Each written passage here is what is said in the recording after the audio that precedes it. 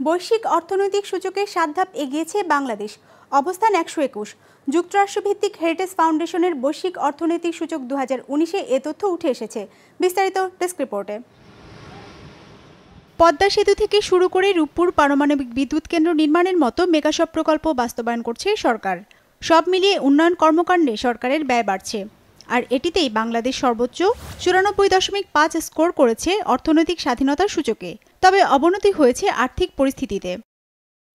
গেল এক বছর বাণিজ্য স্বাধীনতায় উন্নতি করলেও বিনিয়োগ স্বাধীনতা কমেছে ব্যবসার স্বাচ্ছন্দ্যও।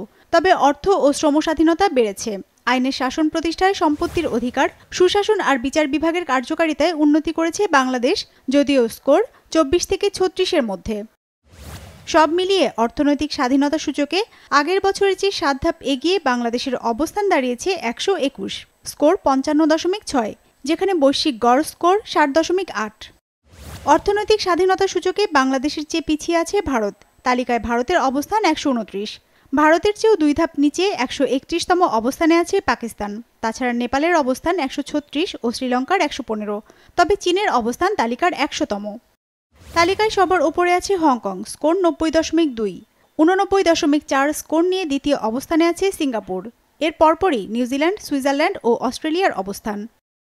অন্যদিকে 5.9 স্কোর নিয়ে তালিকার সবচেয়ে নিচে অবস্থান উত্তর কোরিয়ার। তারপরই আছে ভেনেজুয়েলা, কিউবা, ইরিত্রিয়া এবং কঙ্গো। আইনের শাসন, সরকারের আকার, নিয়ন্ত্রণ কাঠামো এবং মুক্তবাজার, এমন সব মানদণ্ড বিশ্লেষণ করে কোনো দেশের অর্থনৈতিক স্বাধীনতার সূচক তৈরি করে আসছে যুক্তরাষ্ট্রভিত্তিক আন্তর্জাতিক প্রতিষ্ঠান হেরিটেজ ফাউন্ডেশন। বিজনেস রিপোর্ট, মাছরাঙা টেলিভিশন।